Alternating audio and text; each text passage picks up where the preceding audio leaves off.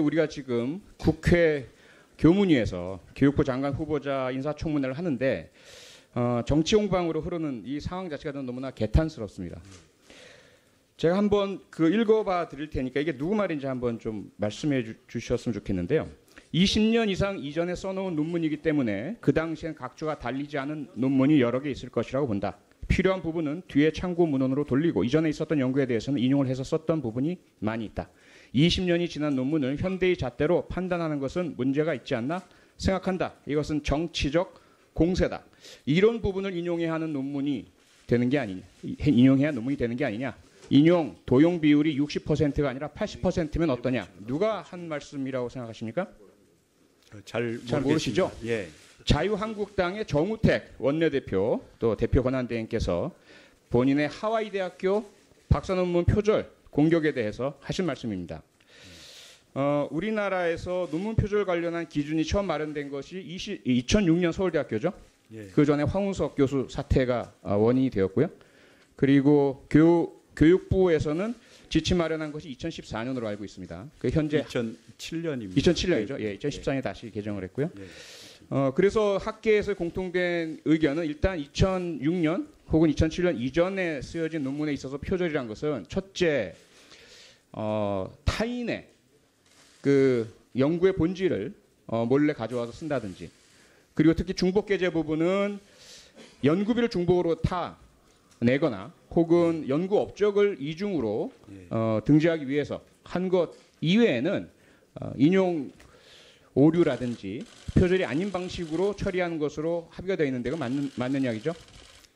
예, 두 가지입니다. 네. 업적 평가에 중복해서 냈거나, 그렇죠. 또는 연구비를 중복해서 이중으로 받거나, 타거나, 그렇죠? 그래야 부당한 자기 네, 논문 잘하겠습니다. 표절입니다. 하지만 다른 사람과 달리 교육의 수장이고 교육부 장관이 되실 분은 일반인의 잣대와는 좀 달라야 할 것 같고요.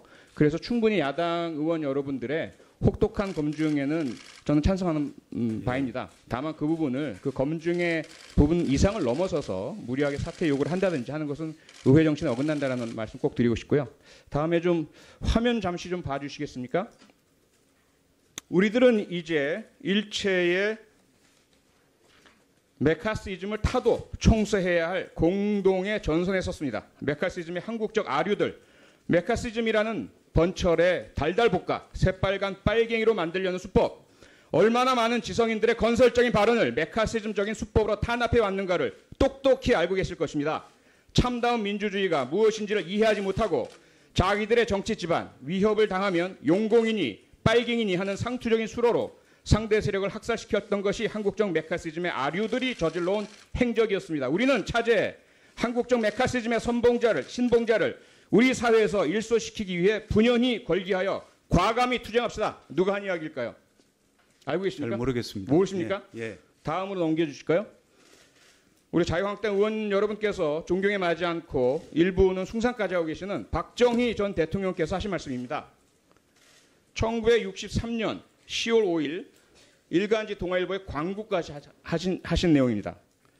그런데 지금 2017년 대한민국 국회에서 다시 메카시즘이 발동되고 있는 이 현실에 저는 개탄에 맞지 않습니다.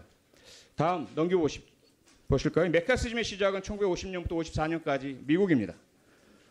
조세프 메카시 상원 의원이 본인이 경력 위조와 명예훼손, 금품수수, 음주 추태 등으로 정치적 위기에 몰리자 자신의 손안에 200여 명이 넘는 공산주의자 명단이 있다라고 거짓말을 하면서 사회 전체를 공산주의자 색출의 광풍으로 몰아넣었던 역사적인 사건입니다.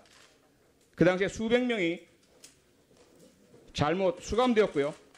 수만 명이 실직했습니다. 결과적으로 공산주의자로 판명되어서 실형산 사람은 단 한 명도 없습니다.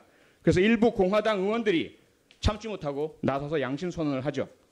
독재자의 방법으로 자유를 지키려고 해서는 안 된다. 이후에 미국 연방대법원도 헌법의 제정 정신에 따라서 국가안보보다는 사상과 표현의 자유를 중시하는 판결을 내리기 시작합니다. 다음, 당시 미국의 트루만 대통령이 하신 말씀입니다. 자유국가에서는 행동에 대하여 처벌을 하지 결코 그가 가진 생각, 의견에 대해서 처벌하지 않는다. 자유의 의미에 대해서 우리 교육 현장이 제대로 잘 가르쳐야 하지 않겠습니까? 후보자님. 예, 그렇게 생각합니다. 네.